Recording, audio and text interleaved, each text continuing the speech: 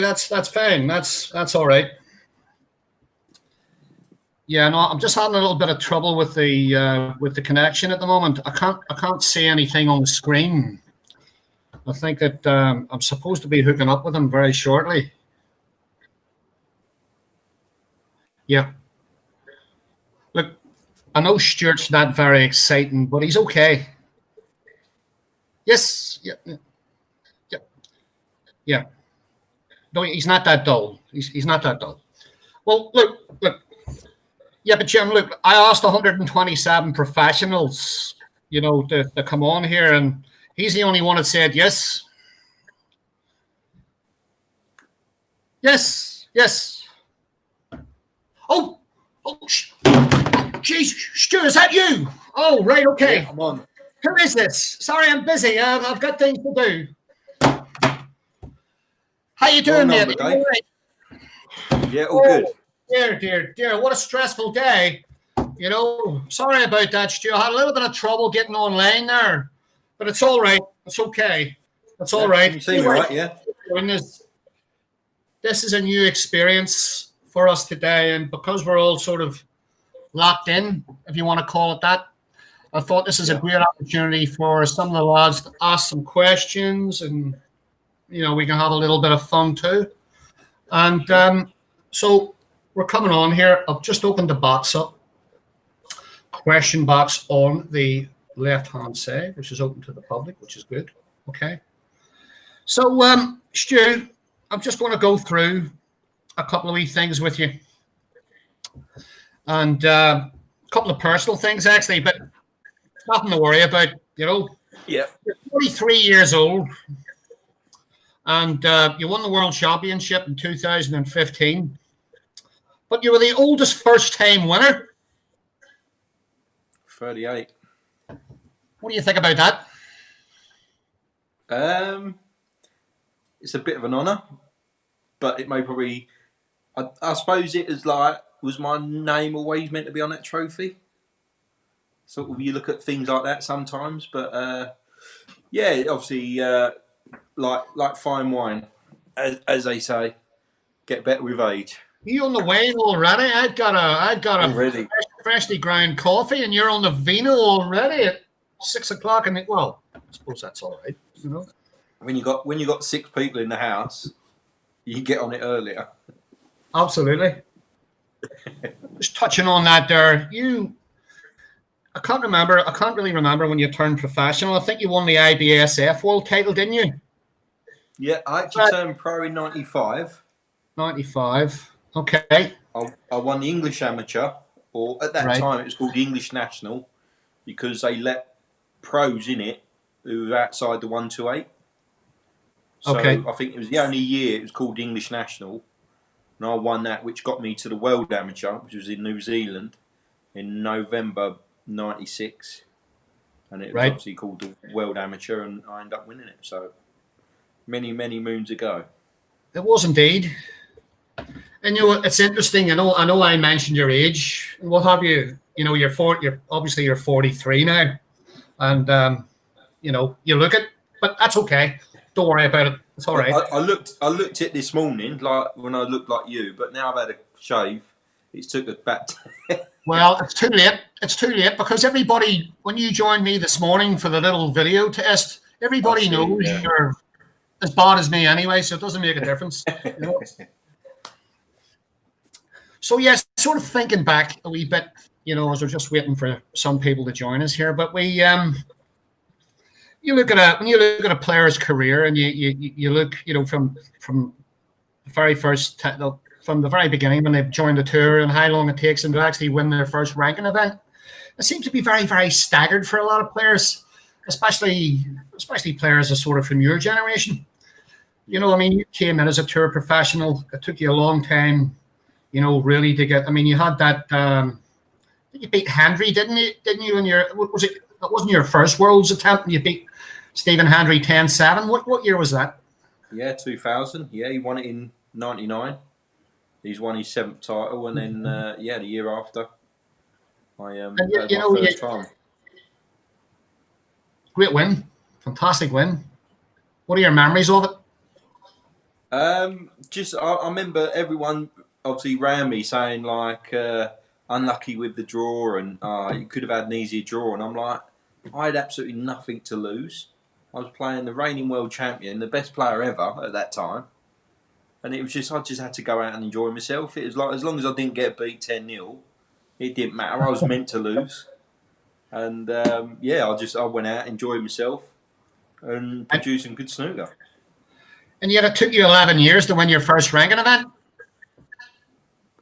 Yeah. I just think with the way the tour was, it was like 6 tournaments at one stage, and my golf handicap was really good. It was down to 5, so I was playing maybe probably more golf than snooker at that time.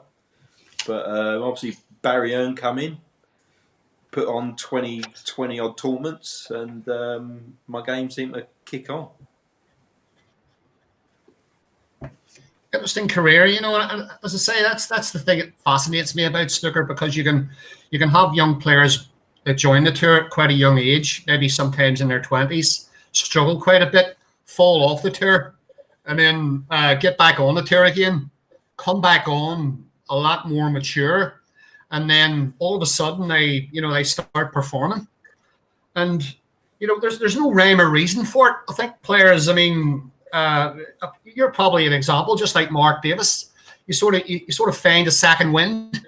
You play for so many years, and then you really struggle, or you have a few ups and downs like we all do, and you all of a sudden you find something, and then you start winning titles. Why do you think that is?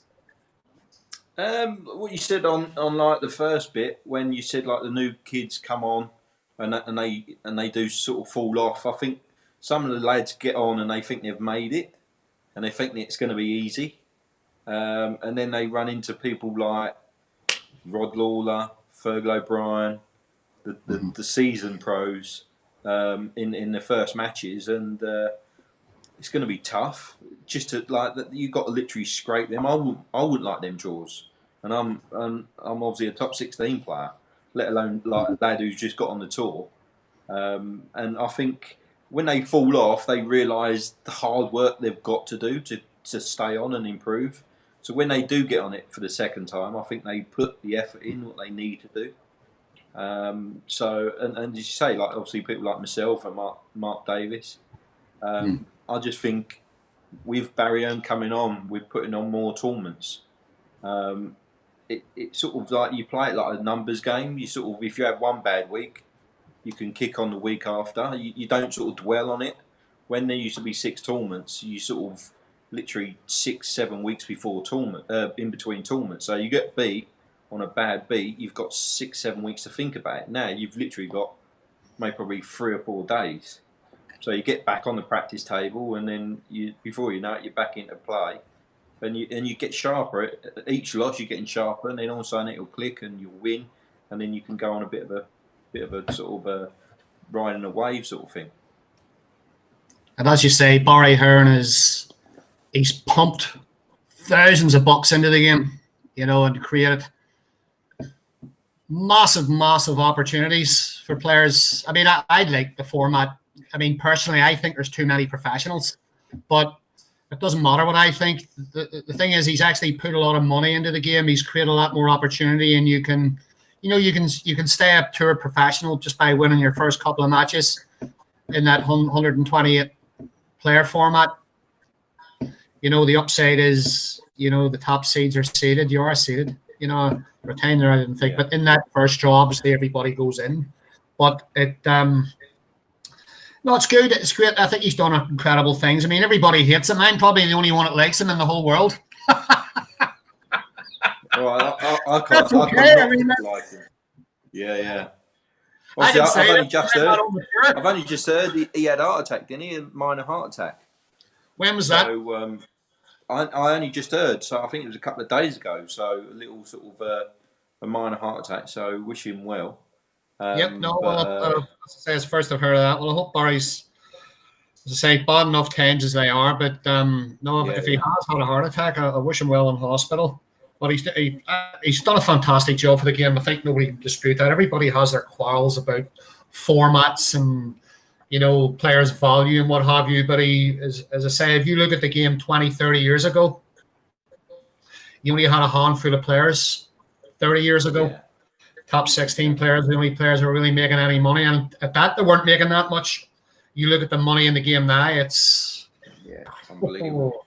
Grand Prix money. It's what you got to earn sort of 50 or 60 grand to try and stay on the tour now, haven't you? Over the 2 years. So yeah, it's unbelievable. Like now, it's getting like a proper wage now for the lower ranked players. And I like the idea of money replacing ranking points. I kind of like that in a strange way. It seems appropriate. I think. What are your views on that? Yeah, it is what it is. Say I'm one of these not to complain. Really, just get on with it. And I think, like as you say, it's good. Sometimes you can see what people earn, which I don't know if it's good or bad, but for every pound that counts, it makes it right, I suppose. Mm-hmm. Yeah, no, I've just had a message through there. Somebody has just informed me that Barry is back home and on the mend. So that's fantastic news. Yeah, brilliant that's news. Good news there. Got a few wee questions here I've come through. I've just been going through them here. We'll just sort of break and then we'll come back to your profile a wee bit because I like the profile thing. But there's a couple of wee questions that have actually come through there about sight rate. I know it's something you got very, very much involved in. And I'm terrible here writing things down, mate, and chatting away at the same time. But we've got one question here. Let's have a little look here. Pete O'Malley has just asked, do you think sight rate is down to your change of form?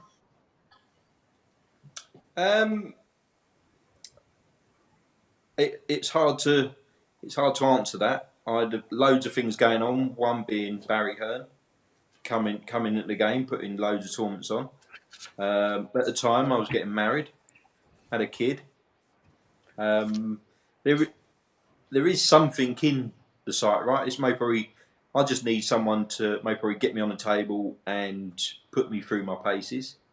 My previous coach before, obviously, Sight Right, I was with him for like literally 10 years. He was like my dad, like my second dad. He was with me literally 24/7. We go golf, we go dinner, and he would tell me 3-4 times a day that I'm a top 5 player in the world. And after a while, you start getting results, you start believing it.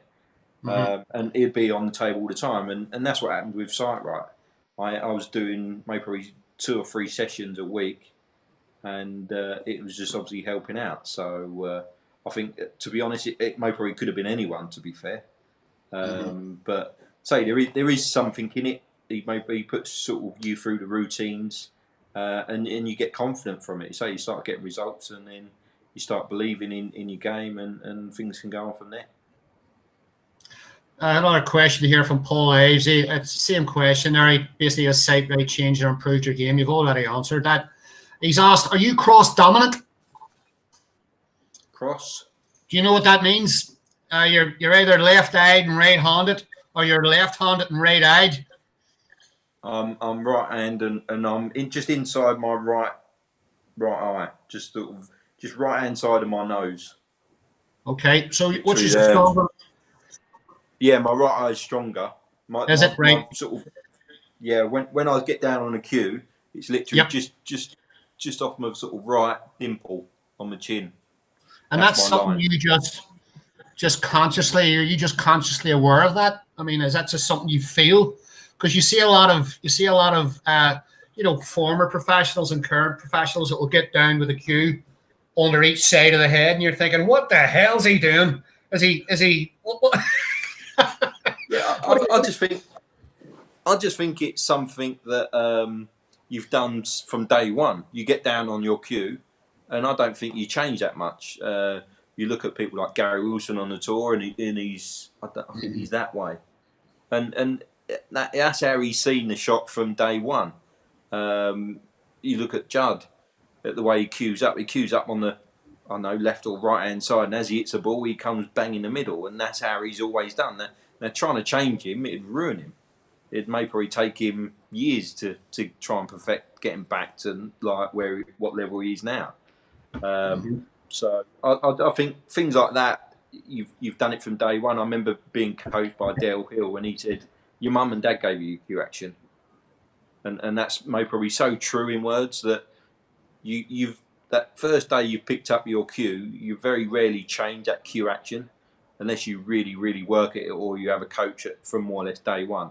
Other than that, you sort of do what you normally do, what you subconsciously do. I think that's a very good point there. I think that is the fundamentals of a very natural snooker player. I mean, young lads that begin to learn and understand the game develop a cue action of their own. I think every cue action is very, very different. Definitely. And that sort of extends itself to, call it whatever you like, natural ability, an ability to learn and develop the game very, very quickly. And you either have that or you don't. If you don't have it, you're not going to develop the game. But if you do, then obviously you become consistent and you score heavy. And that just carries on as it is. Very good question there from Paul and Pete about sight rate. I wouldn't even have thought about asking you anything about sight rate, but as much as I do believe in it, and I've tried it, but it's no good to me because I'm cross-eyed anyway, so the balls go all over the place. So get away from that subject. Let's have a look at some other questions here. Ooh. Oh, here, something that I touched on here. Question on Matthew. Do you think there's too many professionals on the tour? Hard one to call. I think people obviously spoke over the years down to 64, but I think there's too many good players to be 64. I think 128's probably a good number to sort of invite new countries in and stuff like that. A lot of people on tour moan, obviously, practice tables at overseas venues. You go to places like China and there's free practice tables, and you turn out a tournament and you can't get a practice time before your game. Sometimes you got to literally, as soon as the practice online sheet opens, you've literally got to book it within the first sort of 3 hours. Otherwise, it's fully booked. So sometimes I've turned up tournaments and you literally can't get a time, and that's like before you play, and that could be 2 days. So you're sort of half hanging around at the hotel outside the practice room to try and get a time. But obviously, like people are saying 64 at venues or even 32. Sometimes you look at, obviously just before Christmas we had qualifiers for the European Masters and Germany, and you had to play 2 matches in each down to 32. Sometimes you obviously get the good players not qualifying, but doing it that way. But it is what it is. Everyone knows a score when you're entering tournaments and you sign up to them. So it is what it is, and it is what it is. I think that's a good sort of approach to have to it there. I think that when you think back in the days, probably a little bit just before your time, where you had 400 or 500 players going to Blackpool. Jesus. I think when I turned pro in '95, there was 600. I think. So there you go. So I mean, if you want to compare those numbers to what's going on now, yeah. We obviously we're in a good place, yeah. Yeah, definitely. Anyway, a couple of wee questions here. Let's see, Williams, Leroy, Danny Williams has asked you, do you practice 8 hours a day? I didn't think you did. I'm not being funny. Look, there's my table there. Yep. And that's been like that since the Blue Ball Challenge. Wow. Wow. That's literally good. That could be a good thing because, this could be the 43-year-old Stuart Bingham comes back and wins a world championship again. Haven't not played for many weeks. But I'm actually started to. I'm going to start practicing from next week. Try and do like 2 or 3 days through the week. Obviously, you've got nothing to look forward, nothing to practice for at the moment. With the talks of end of July, beginning of August, obviously for the World. So That's what's that? 3 months away. So Mhm. yeah, we've got nothing to play for. There's no. I had obviously a few exhibitions and things like that to like play in through to May and stuff like that, but everything's been cancelled. So yeah, Yeah, it's I'm all up just in the sort air. of yeah. Colin Smith is just asking me, what age did you know you were good enough to compete? I didn't start till I was 14. So I remember my first 16 and under tournament in Biggleswade. I remember beating David Gray, my very first match. Didn't know who he was at the time, and I beat him, and everyone was like, "Wow, you're good," and I'm like, "Wow, who's that?" Obviously, I was new onto the scene, so I didn't know anyone. Yep. I think when I remember turning pro, and I thought I was good, and then you had the likes of David Gray, Paul Hunter. I turned pro with. David Gray was a year before me. Matthew Stevens was a year before me. And you look round and you was all of a sudden like a small fish in a big pond. And then you realised you're not that good, or you know how tough it is. When you're obviously in the local area in Essex, winning all the tournaments and things like that, you sort of think you're really good. And then you say you turn pro, you go to Blackpool, and people ain't got a clue who you are. All of a sudden, you come down to earth and you go to Blackpool, and Yeah. I can't remember. Barry. I think it was like might have been sort of winning the world amateur. Most probably it all of a sudden it gave me sort of to myself. I know I can win something big. It was obviously a big tournament at the time. You had to sort of win that to get turned pro back in the day. So I think winning that sort of gave me the belief that I could maybe do something in the game. Friend of mine's just asked, do you remember playing at the Cue Ball Club in Eastbourne, which is closed now?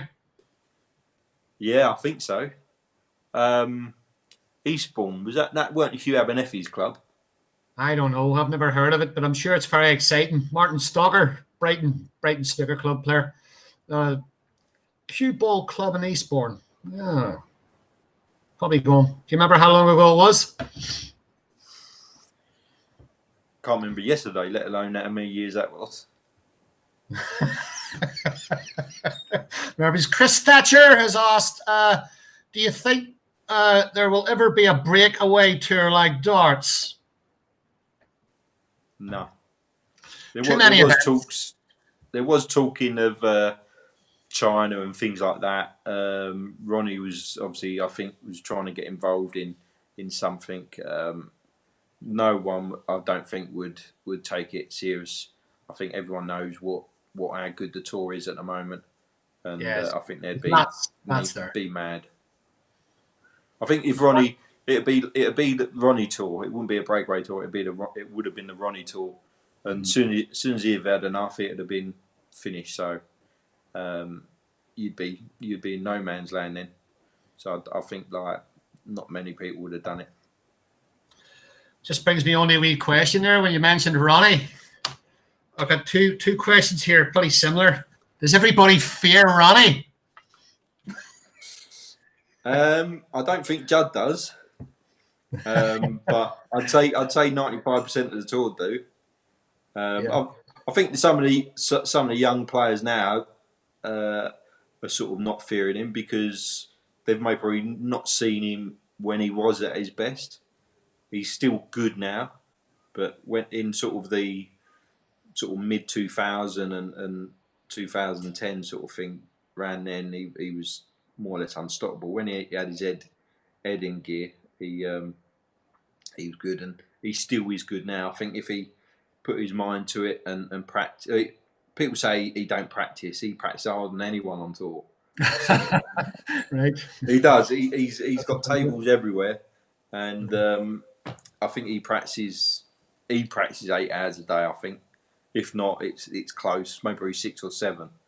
But to be that good, you've got to practice all this natural ability. Definitely he's got natural ability, but he practices more than anyone on tour. And I think what's happening now, Judd, like you see him winning all the time, and he's talking about practicing with his brother. Having his brother there, he's taking over the realm now, I think. Very good player, I gather, too. Yeah, definitely, yeah. Yeah, Now, Ronnie he's is. he's had a few maxes. Judd's brother. Judd's brother's had a few maxes. So, yeah, he ain't bad himself. That's what I heard. Yeah. Got some more questions here. Let's have a little look here. James Winters has asked, what's the best way to strike the cue ball? Punch, roll, strike. What's most consistent? Don't get that. Punch. I think I used to punch it all the time. Like obviously hit the ball more firm.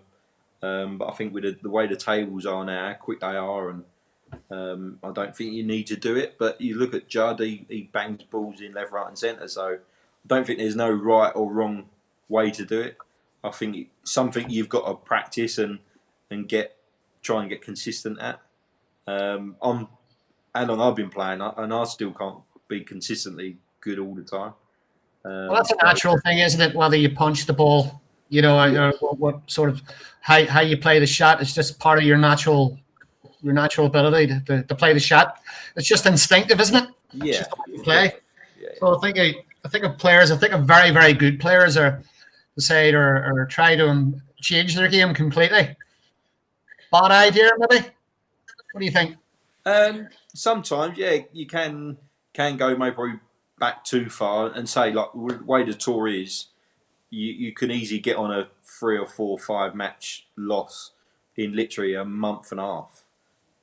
So it can ruin you for the rest of the season. So I think you as you say, you got to be naturally in what you do. Got a question here from Philip Medcoff. Did you ever think when you were younger, that you would actually win the World Championship? When you're young and maybe a little bit stupid or a bit naive, I remember turning pro and I want to win the world. I want to be world number 1. And I say when you got to Blackpool and you realise how hard it is, and you look at the top of the table and you had Ronnie, you had Higgins, you had Williams, you had Paul Hunter, you had Hendry still, you had Davis still, you had Ken, you had McManus, you had Ebden, and I'm just reeling them off when I was sort of at pro coming up, and you're thinking it's impossible. Obviously, I was a pro 20 years until I won it.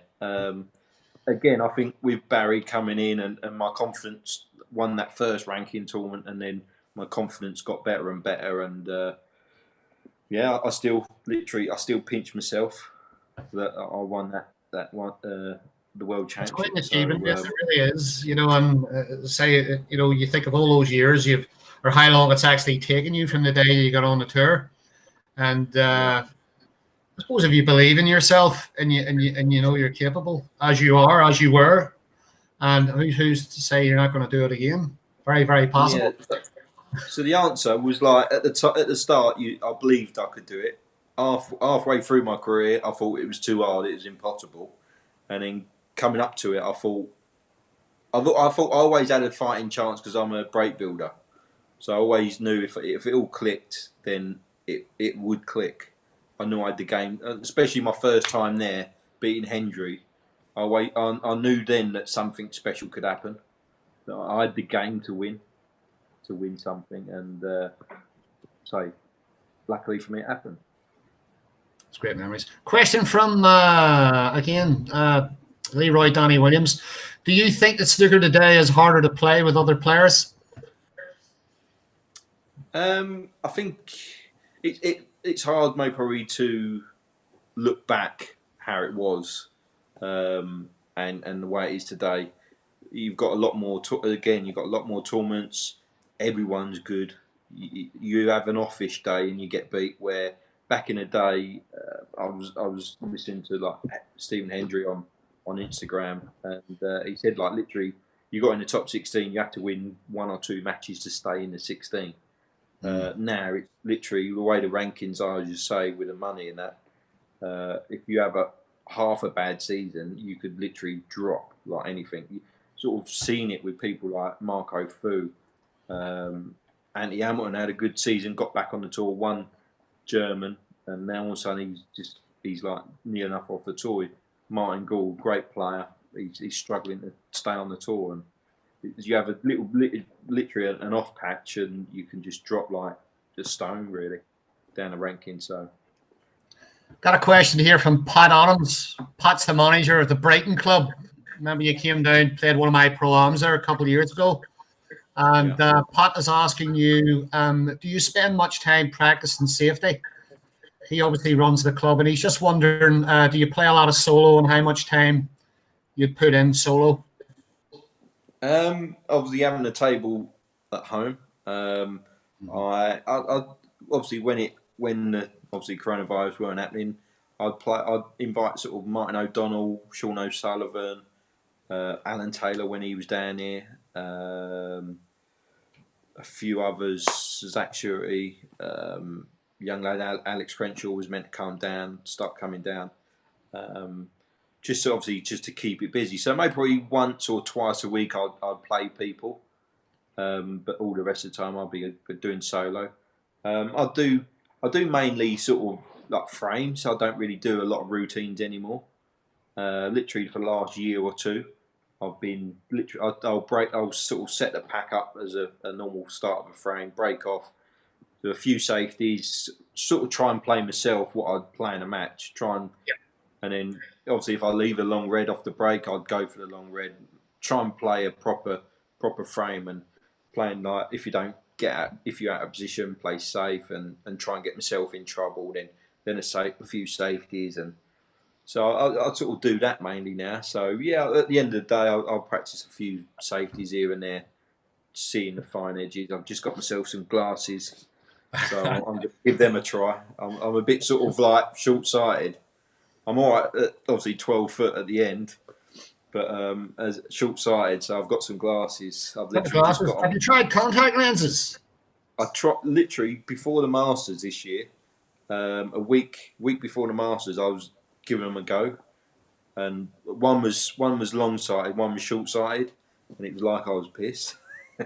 So I'd get the table, and it'd be fine 1 minute, and then it'd be blurry. I had to end up I gave them about 3 or 4 days, and then packed them up. So my eyes obviously ain't that bad, because obviously a week later I won the Masters. So you did, absolutely. Can't be that bad. Yeah, no, it can't be that bad at all. You know. Yeah. Well, I think what your comments there about solo snooker were very, very good. I think a lot of very good players, you know, take on the lineup quite a lot, and I think it's good, but there's other types of solo snooker you can play. I mean, but just setting a cluster of reds in the middle and playing very natural cannons and cushion shots, and just develop your game that way. That's what it's about for me personally. That's what it's about. I know down the club, I've always said to some of the juniors just to try and play very, very natural cushion cannon shots, develop the reds, and then replay the shot if you miss it over and over again until you get it right. But they don't seem to listen. None of them. It's just like it goes in one ear and out the other, and it's just like, you know, the whole point is it's very, very boring. It's very simple. You know, it's not very exciting. But the reality is that it doesn't affect your game, you know? Yeah. As you say, like everyone does the lineup. The only thing with the lineup, you're playing every shot. It is obviously boring. So you got to try and keep yourself busy, like take the reds in order, or all blacks, or pinks in. I do sometimes pinks in the middle. So you've got to get positioned to get the pink in the middle, and you can't cannon another red if you're sort of wrong angle on the pink. You start again. You not roll through and cannon a red. You got to start again. That's how I've always done. So absolutely. I hope some of these wee boys at the club are listening to this. You know, I might be an old thick Irishman, but the man himself has just told you. So just listen. Pay attention. Shit. Anyway, right. So some questions here. Somebody else has asked how old you were when you started playing. You've already answered that question. You said you were 14. Yeah, a month before my 14th, yeah. 14. I remember I was 14. I had my first relationship. She was 37, but she was gorgeous. She was very tall, blonde. Yeah. Some more questions. Let's have a look. Oh, nice compliment here from John Wood. He's probably a Basildon lad. Like, tell him he's a good Basildon lad. Winner, chicken dinner. Winner, chicken dinner. Winner, chicken dinner. Do you have any pre-match rituals for good luck? No, I always I always go out, obviously practice beforehand. I do maybe probably like a 10-minute practice routine. Set a frame up, open them up, try and make break. Like obviously make a break, then do a few long balls. But few rituals. Maybe probably I used to do whatever colour shirt I had, white or black. I'd have the underwear on. What? Black or white. Really? Yeah, really. I went for a stage of doing that, but the last few tournaments I didn't do it at the Masters, and it worked. So yeah, that's gone out the window now. So No, forget about that, mate. Don't eat that. Oh, that's a load of. I ain't going to go there. I'm going to start swearing live. Right, okay, let's get over here. We got great feedback. Thank you very much. Oh, here, Martin Stalker again. Do you have a bogey player? I think everyone bogey players, maybe probably Ronnie. I can't think. I think I've beat him 4 or 5 times in 20. So yeah, you got to be on top form to beat him. You got to be on your game. Higgins may probably at the moment. I thought I had a good chance of beating him at the UK. I thought I was playing well and just couldn't play well against him. Can't play well against him at the moment. So maybe at the moment. But you're talking on best players of the world. Best players who've picked their cues, like whoever's picked a cue up. So it's tough. Obviously, you look up to them growing up, so you put them on a bit of a pedestal. So mentally, that's maybe probably something you got to break down. You just got to play the balls. So Jerry Murphy, an old friend of mine, good snooker player. Or he used to be anyway. He's not quite as exciting as yourself. But anyway, Jerry is asking. A good question actually. So much choice and tips. What are the pros mainly going for these days? Soft, medium, or hard? And what determines your choice and a tip? There's so many. Yeah, good question. There's so many tips. I think Judd, Ronnie, I think Selby uses Elks. I think Higgins uses like a Kamui, like the American pool tips. I think Mark Williams is just trying the Legends tip, the like new really hard tip. It's literally like granite. I've just found out. I went to Dave Coops after they qualified for Christmas, and he put a new tip on for me. It's called a Zan. It's like a Japanese Zan tip. Mm-hmm. And normally I literally play about 5 or 6 shots and then rip them off. And I played literally a day with it, and I was like, I like this. It weren't throwing off. It's gripping really good. So and that's obviously stayed on my tips my cue since then. So yeah, a lot of people. I went back to Elkmaster mainly all the time, but looks like I'm going to stay with his Zan tip for now.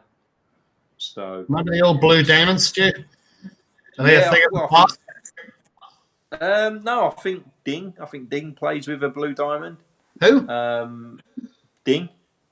Okay. I think a few of the Chinese play it. I think it's big over there. Is it a Blue Diamond Plus or something like that? I think it's just it's what's the word? Preferential choice. It's a preference. The wine's talking now. The wine's talking.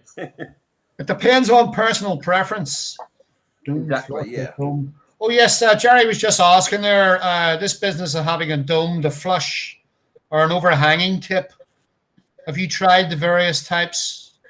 Yeah, I'll stick with a flush tip.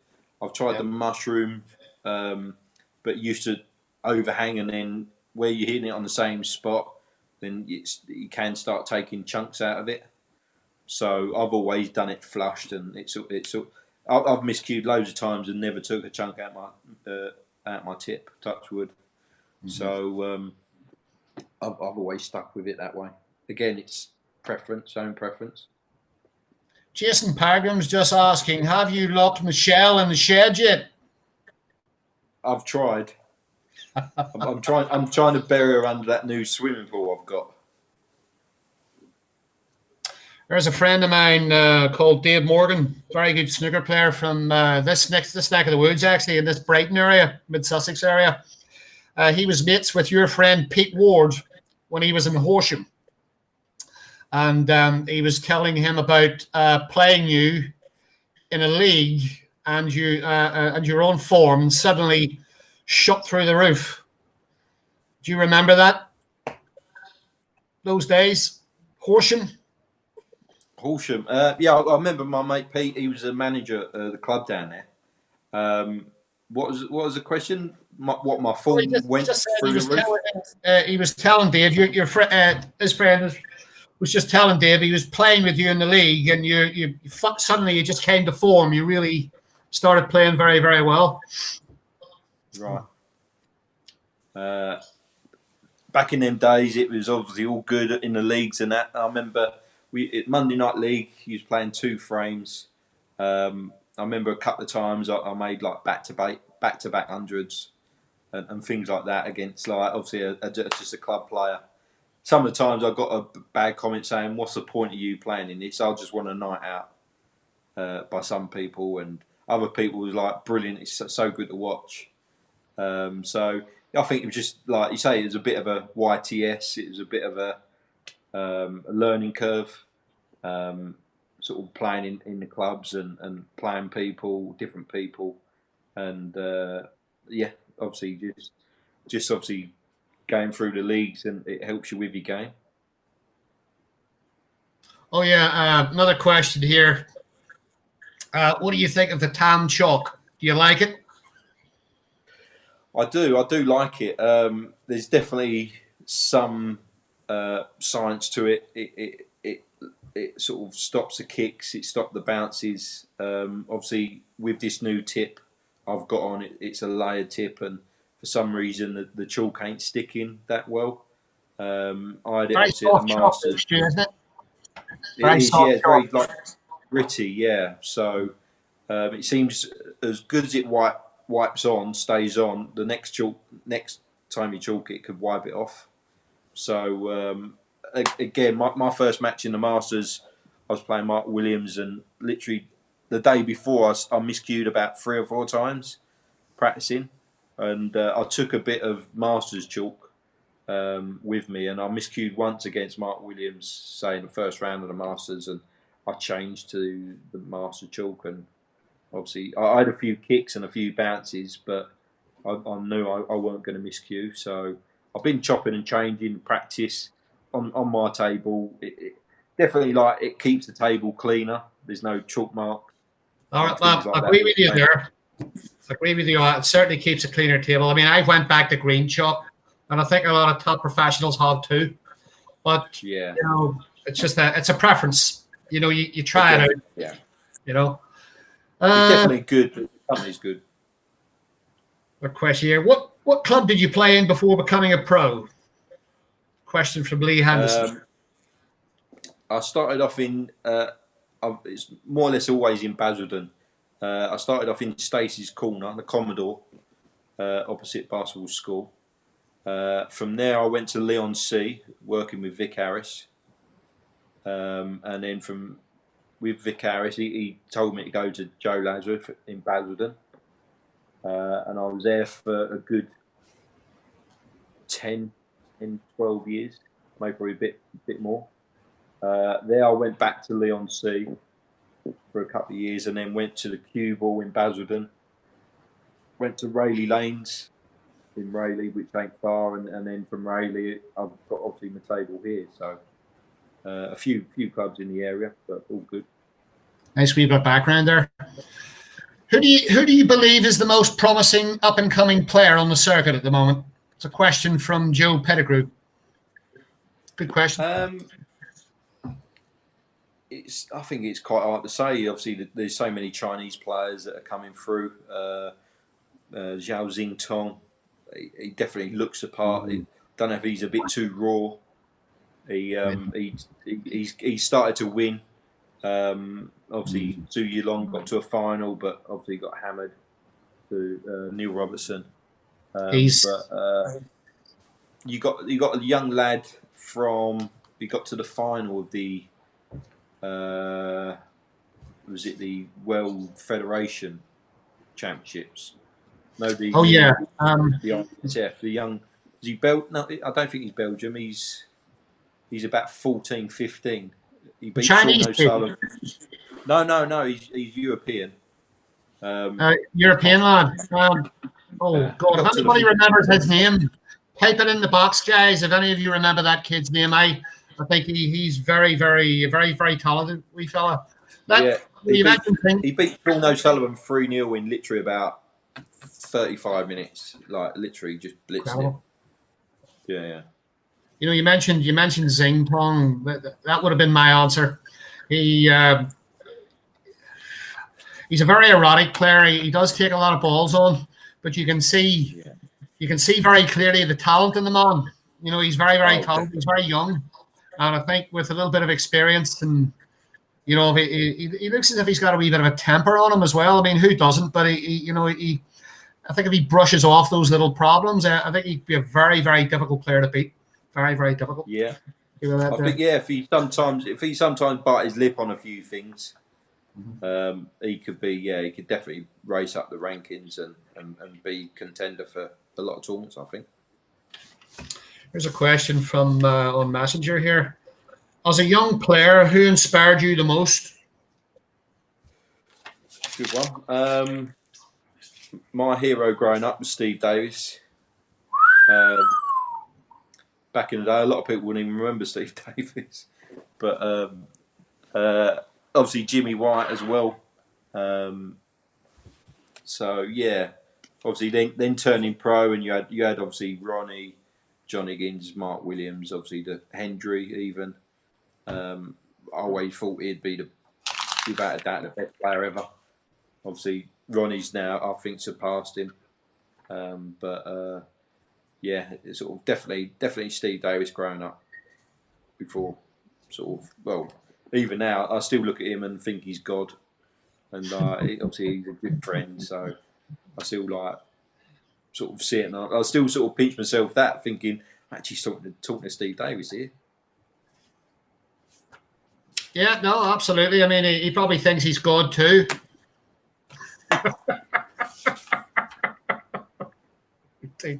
Right, that's how we look here. Some more questions. Tom Chubb, Jeremy, thank you for the answers. What is your favorite moment in your snooker career so far? Well, I think I know the answer to that, but go ahead. Yeah. Without a doubt, the World Championships. There's obviously a few, obviously working up again, starting from winning the English Amateur big tournament back in the day, getting my hands on that, and then the World Amateur. Then probably my first ranking event, Australia, and then obviously the big one, the World Championships. So I mean, you must have. Goodness me! Did you share a wee? Did you get emotional? Did you shed a wee tear? When I won, what one? The Worlds. I was actually all right. Obviously, see me sort of cry the first beating Ronnie. Everyone thought I cried after beating Ronnie, but it was more getting to the one table setup, and then obviously, beating Judd the way I did. Thought I was going to get beat and pulled out a good last frame. That was very emotional. Being in the world final, and then when I won it, I was actually quite calm. Obviously, I watch it back now, and sometimes I well up. Like I say, can't believe I won it. Obviously, a couple of months ago, winning the Masters, bawled my eyes out on like I was even the last few balls. When I got over the line in the last frame, I was welling up at the table. Sort of, I remembered being so knackered, and just the emotions were just pouring out. So sort of good times. One question just coming through here. Do you do any coaching at all? I've tried it once, but what I was trying to tell someone, I try to do on the table next time I played, and it would do me head in. Yeah, obviously I play a bit naturally, and you just unconsciously do it all. And when you actually try and tell someone how you're playing the shot, it seems to screw my head up. So I'd say I've done one lesson, and I ain't tried it since. It's not an easy game to demonstrate, Stuart, to anybody in any capacity, because it's a very, very difficult game, and it's a game that messes with your head. So bad enough playing it without showing somebody else what to do, eh? Definitely. Anyway, here we go. We got a lot of hellos here, and that's okay. Who's your best mate on the circuit? Better be careful with this one. Yeah. I know there's about 4 or 5 that ain't, but I don't know. Maybe probably I play a bit of golf with Mark Davis. Yep. Obviously, the wives are good friends, so I get on mostly with a lot of people. Michael Holt, always good lad. Good lads. So you got obviously locally, you got Matt Selt, bit of Marmite. Some people love him, some people hate him. Mark King, sort of grown up with him. So yeah, there's a few. Obviously, loads I get on with, and only very few I don't. So yeah. Question from Darren Mills: how many hours do you practice leading up to a tournament? Coming, obviously, you say definitely, I'll not take a day off playing 2 or 3 weeks before a tournament. Maybe probably 4 or 5 hours a day. I'll maybe probably get to playing. Obviously, on my own, when I do solo, 3 to 4 to 5 hours. Obviously, say fortunate, I've got a table at home, so I can come down at 10 o'clock, go and have some lunch at 1, and then come back for another few hours. So yeah, maybe probably do sort of 4 or 5 solo, and playing people. I'll maybe play 2 or 3 sets in a day, so like 2 or 3 best of 7s or best of 9s. That's all right. You've answered 3 questions in one hit there. Lester Grace. Hi, Dave Stewart. Rest or stretch? All depends on the situation. Well, I love the rest. I'm very good with the rest. I mean, I prefer the rest. I'd rather not stretch, but some players don't like the rest. What do you like? Yeah. I've always been pretty good with the rest. Literally the last year or 2, I've actually been a bit dodgy with the rest. So I'll still maybe play more with the rest and stretch. Yeah. I'm better with the rest because naturally when I try and play the shot, I miss them. Whereas I don't move and I'm holding them down with the rest. You know what I mean? Anyway, let's go on here. A question for Stuart. Where's you want to be a professional player? Well, we answered that one earlier. Apart from 2000, what else is that there? What would you like to do next year? What would you like to win next? What would you like to win next? It's only got to be one answer there. The UK. The UK? Why is that more prestigious than the others? Why? That Triple Crown. Okay. All right. It's only got to be one answer there, yeah. Did you not rather go out and win about 300 grand? I mean... yeah, obviously Saudi would be a good one to win. I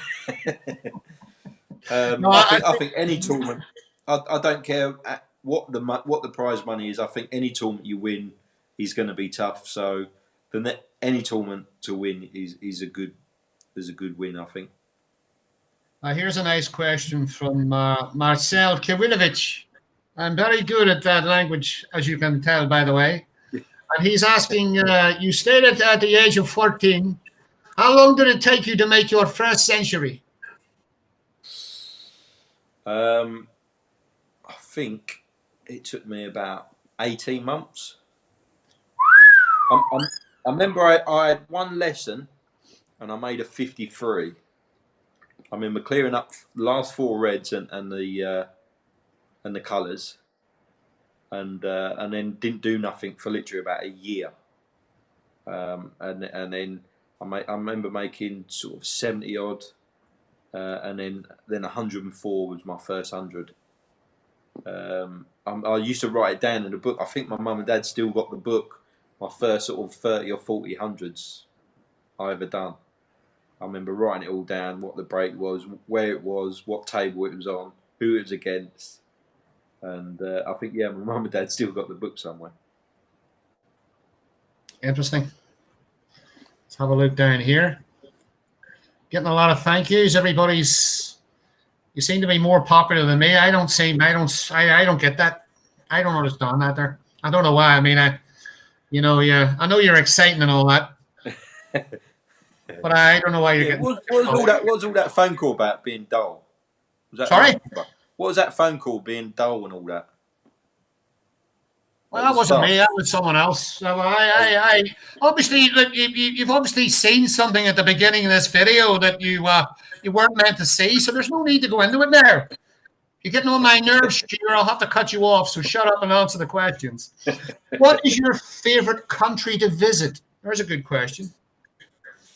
That is a good one. I actually don't mind China. Obviously, spending a lot of time out there. I know people might think. I know with what's going on in the world and all that, but I actually quite enjoy the food. I'm one of these. I would try anything. I'm not sure at the moment with a bat soup, but I might give that a miss. But yeah, I'll try a lot, and it's all freshly cooked. It's all steamed, so it's actually quite healthy. But I've met so many nice. What's that? Goodness sake. Nice walk in Cumbria somewhere, Wales, and stay in the United Kingdom and enjoy this beautiful country that we have here. We are planning this year to go on holiday over it. So I think we're going to try and go down to Cornwall for a long weekend or a week, and go up Lake District. So we're going to do that a bit more this year. Part of the country, I could live out there. A couple of interesting questions here. I think I've just missed them actually.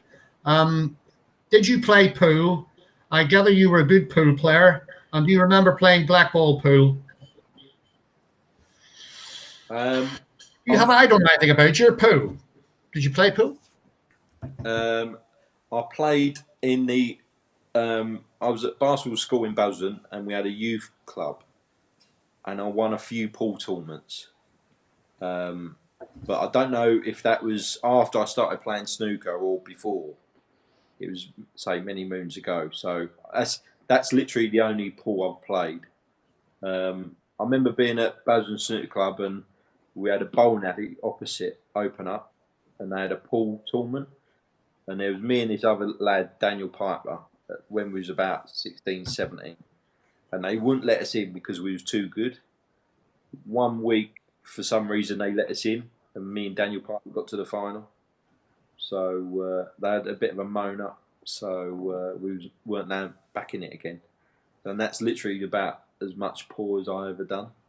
Last time I played pool, I'd done a charity thing for breast cancer in my local ASDA, and I played for 3 hours. It was about 10 days before the qualifiers for the Crucible. And I played for 3 hours on the pool table, and it totally ruined my game. So I said I'll never play pool while I'm practicing or involved in a snooker season.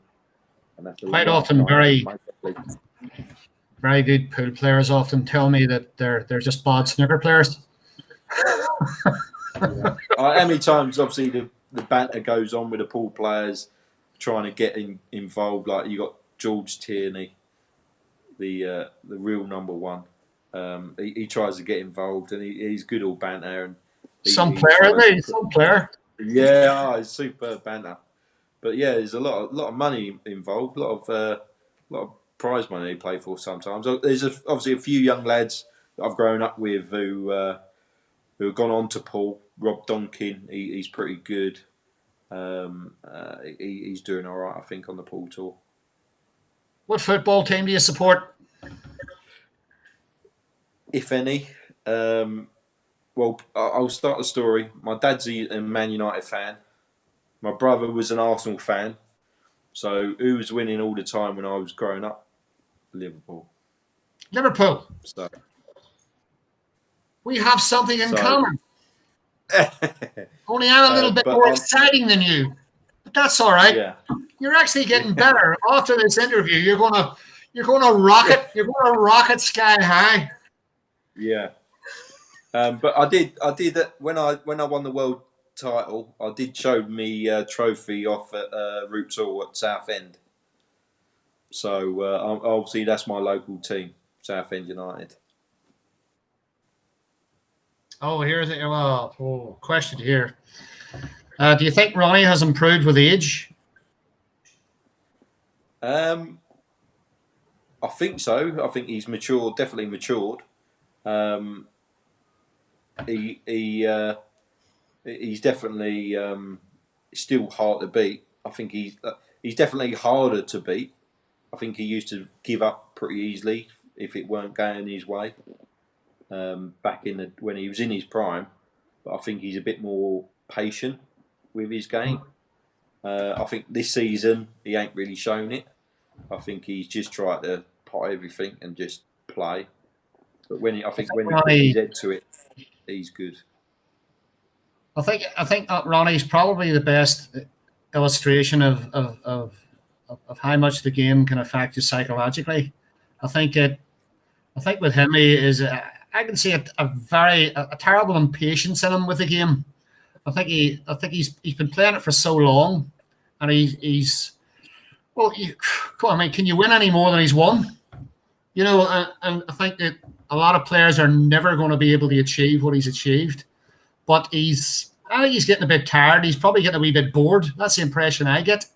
And I think we don't want him to fall out with the game because he's such a very interesting player to watch. You know, I struggle to watch the game, Stu. I don't know about you. I struggle to watch snooker and enjoy it. I still love it. You know, I love playing it and I love the banter. Some of the lads down the Brighton club, we have a few drinks. We're not really, doesn't really matter who wins, but there's just a nice bit of banter and what have you. Yeah. Well, here's a question from a non-snooker player, and I know he's a non-snooker player because he can't putt for shit. But he says, do you undertake any physical exercise? And is it important to have an overall high level of physical fitness to play snooker? As you can see, definitely not. But this is what's happened. You can see in the background. Yes. What is that? Is that a cross trainer? What the hell is that thing? Is it a running machine? The running machine. Right. Oh, okay. That took the main place in the snooker. I've got a feeling you're not using that thing as much as you should. You know? Definitely. And if you know me too well. If you start using that thing as much as you should, you'll end up looking like this. Okay? Yeah. What ball and grey? Big arms, 52 years old. And I can outrun any woman on the planet. I just say that. Who are you trying to kid? 52. All right. Let's see what shape you're in, mate, when you're 52. All right. Now put it away. You're going to put people off their tea. Oh, right. Okay. How old are the kids, Stu? Is any of them playing any snooker? Are they interested? My boy, he's 8. He comes down when I'm practicing, and he has a sort of frame of snooker on his own. Sometimes he enjoys it, sometimes he don't. So it's one of those. My dad never pressurised me in anything, so I'm not. If he wants to, he's got a nice cue from John Paris that John Paris made him, a replica of my World Championship win cue, and he plays with it every now and then, but he's just found Fortnite on the PlayStation, so you just can't get him off throughout the whole day. It's hard enough getting him to try and do some school, like homeschooling. at the moment with like being off. But he sort of does. He obviously got him like a football net and all that out there, so he does enjoy a bit of sport. But he's not really showing much interest at the moment. My daughter, she's 3 years old, obviously too young. She helps me pick out the ball sometimes, messing about on the practice table when the missus pops out. So she helps me out, but. I think that's a massive thing. I mean, I don't know whether a lot of professionals do this or have someone come and spot balls for them. I think it can help. Do you think that's something that could help? I mean, solo practice is one thing, but having somebody in the room, maybe. Yeah. What do you think? You got to get on with them in the first place. Obviously, I do most of it on my own. I've had my old coach Joe Lazarus pick balls out, but sometimes he gets involved, tries to tell me to do this, tell me to do that. But other than that, I sort of talked to Jimmy White, and he said you've got to get someone picking the balls out. He said it's so much better. Say we're talking about Judd with his brother Jack. He's helping him out. I think Ronnie. I think he always has someone helping him out. But does he? I'm not sure. I can't remember. But I think it's got to help. I think it's got to help having someone. You can maybe put a bit more. You can get in a rhythm. You can get what you do in a game and stuff like that. When you're picking your own balls out, you sort of stopping, breaking, and stuff like that. It's slightly distracting. Whereas if you're, at your level when you're on the table, momentum, flow, is better without the slight distraction. Yeah, definitely. Yeah. What is your most memorable shot, if you have one?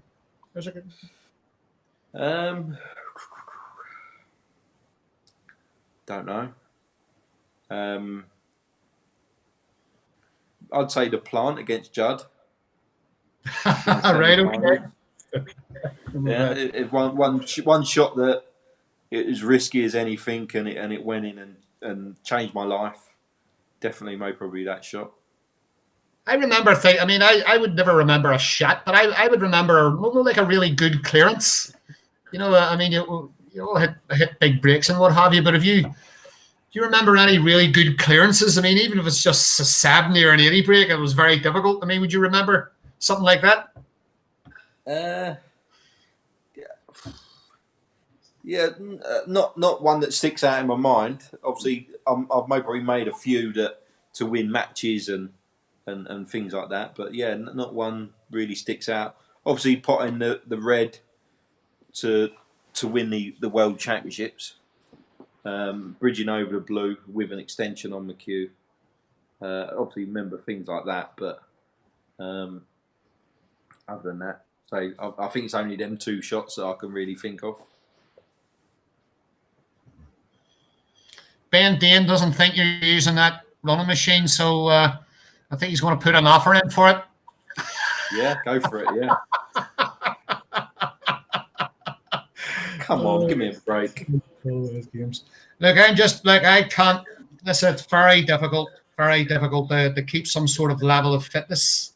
I think, in all fairness to us, Stu, I think if you were to count our steps walking around a snooker table, thousands and thousands of steps walking around a snooker table, and I don't think people appreciate that.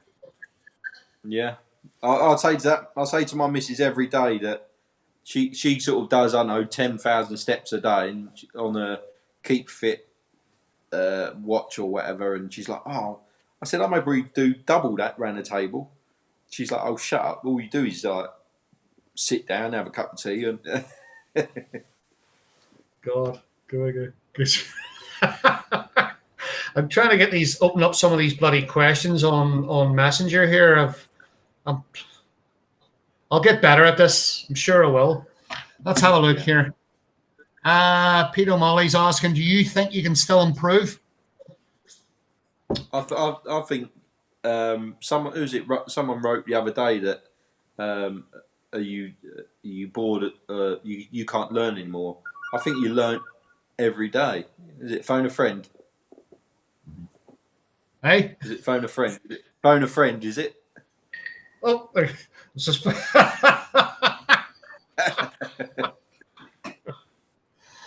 that's a simple answer to that one. You know, I think you always improve. Yeah, you're always learning the games. Some days you're sort of timing it well. Next day, just you could be a fraction out, and something else, or you'll get a bit of time in from somewhere. So I think you're always learning. No, absolutely. Look at some of these other questions here. What the hell is this here from Passion? Oh, yes, about the tables. Got a question here on Messenger about the snooker tables. Do you think it's time for a change? And what do you think of the Racing tables? Interesting question. Yeah. The Racing tables, obviously, we play at the Championship League and the Champions of Champions. I think they look nice. But talking to the table fitters, when they come in, when they get delivered, the pockets are literally like that, and they've got to build it up, so they're obviously smaller. Right. So I don't know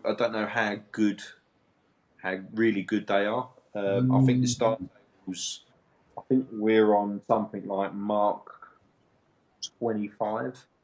Since the very first star table coming out, we're on a 25th level of it. Wow. I think they're getting close to really good.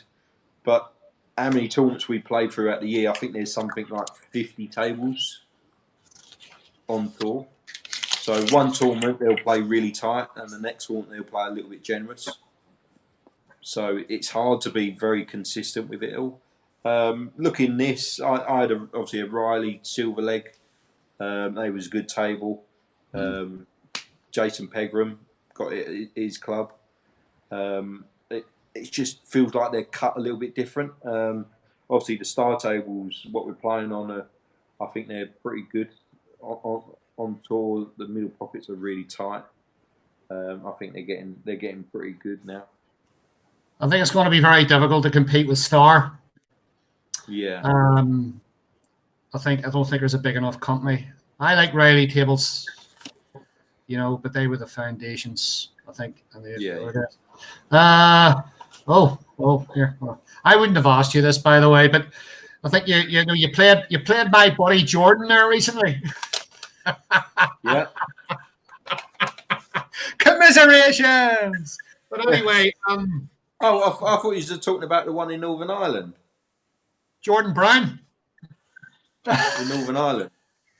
Yeah. What do you think? What do you make of the match? What do you think of him? He's good. Obviously, he wins the tournament over in Ireland all the time. The pro-am they do over there. He's the same sort of thing. He's been on the tour a few years. He's got to learn, and I think his game's just getting stronger and stronger. He's a great lad, and he's definitely improving. I think every year. I think that's it. I mean, I suppose you could say he didn't start off very well, but a second season, he's starting to start beating top 16 players. It gives you a lot of confidence. And when he's really rolling, he scores heavy. He's a heavy scorer. He's a big break hitter. Very, very dangerous. Tiny wee things that break it down. But I think, hopefully this time around he will improve. I think he's got a lot of potential. He's got some good company. He's obviously practicing with Mark Allen. Mark? Well, you can't think of a better practice partner really than Mark. Exactly. Yeah. To have them people around you, and you're always going to learn, and you're always going to improve. They've known each other for years. They're both Antrim lads. Yeah. And there's many other good Irish players over there they practice with. Michael Giorgio's just moved over to Antrim there. Yeah. It's good for everyone, I think. Nice setup there in that little snooker club in Antrim. Very, very good. Questions. Do you think the World Championship will take place this year? Fingers crossed. Fingers crossed. I don't know if it'll be held with people watching. They're talking about having it held, obviously, behind closed doors. I don't know how that will turn out. Obviously, we played a Championship League And yeah, I don't know how good that'll be. That's not The going to World work. Championship. No, I think the World Championship needs to be played in front of the crowd at the Crucible Theatre. So I don't know unless this obviously virus does sort of get sorted out pretty soon.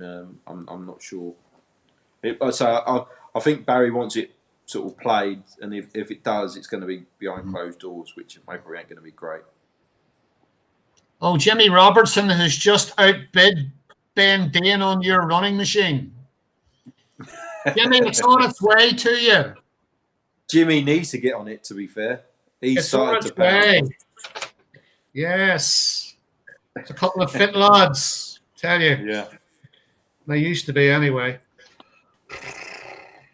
Question. Getting a couple of very stupid questions in here, actually. I'm not going to. Okay, here's a question from Wade Langston. He's asking, do you think the pandemic will have an effect on world snooker long term? I think it'll take its toll for next season, but then I think it'll be back to normal. I think they'll probably try and squeeze everything in as much as they can. Obviously, with everything being put back, normally September we're going to China to play like the Shanghai Masters. Obviously, places like Guangzhou and Daqing. I'm not sure that'll be. I don't know if we'll be playing in China this year. I think the Chinese are proper on lockdown. No foreigners coming in. Last time I heard, but and that's a big sort of cut to our tour. It's probably a third or a quarter of the tour over there. So and it's all tournaments of big prize money. So I think World Snooker. I think World Snooker will try and squeeze everything in as much as they can. Yeah, it's going to be very difficult for them, I think, and quite sympathetic in a way because the situation will probably never arise again. Never again you'll have this. So not in our lifetime, sort of thing. No, absolutely not. You know, you live through wars and then you live through things like this, and you can't plan or perceive anything. You know, I think the guys have just got to sit down and do the best that they can do. They can do no more. You know, get criticisms for this and for that. You know, at the end of the day, they have to do whatever they think's best for the business and best for the players. And if it means just holding everything off until such a time and a place that they can start everything up again, then that's the way it's going to have to be. You know. Question here from Stuart: if you weren't playing snooker, what would you be doing? Good question. I was always good at sport growing up. I got to county level at squash before I took snooker up. Oh. I got to a 5 handicap at golfer. Wow. I was obviously playing football for teams and basketball at school and cricket. So, but I'm a bit of a gadget. I'm a bit like on tour. Everyone asks me if they need to download an app or work out their phone. They're always coming to me. So I was always good at computers and sort of things like that. So I would have made. Well, you weren't any good to me when I had my software problems earlier.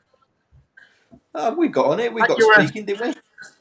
You were as helpful as a hole in the head. You didn't offer me any advice on how to put this. I had to work all this stuff out by myself. Well, you can't teach an old dog new tricks, can you? I called a professional filmmaker, a photographer, and a film editor. Okay, all three of them didn't have a clue on how to set this up.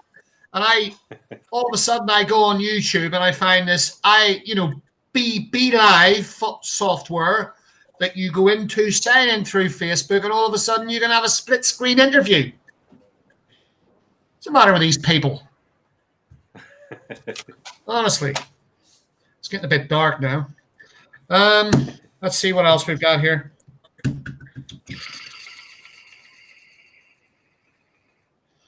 Questions. Oh, What is your best form of practice to sharpen up your game? That's a good one. I would say playing people. I think you can do as many hours under the sun solo, but you always think you're hitting the ball well until you play someone and you miss and they clear up. Then you tighten up your game. So I always think match practice is the best you can get, I think. So I do try and play. What's happened? You still there?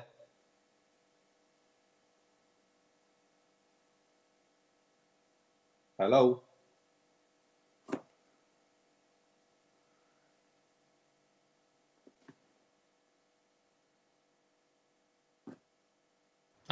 We're back now. What happened there? Yeah, well, that the audience were getting a wee bit fed up with you there, Stu. So the software dropping off? You're doing too much talking. So they went and put the kettle on and cut us off just for 25 seconds. Yeah. Did it go in sleep mode? Right, okay. Bloody hell, I'll tell you what, Stu, we're only meant to be on for about an hour. Wow. This is ridiculous, I'll tell you what, we've been on about 80 minutes, and that's about nearly the running time of a movie, isn't it? But I think it's been absolutely fantastic, mate. Thanks very much for coming on. And I'm sure we'll have you on again, maybe in a few weeks' time. Yeah. And we can talk about something else. Maybe killing the wife. Like what? About killing the wife. Yes.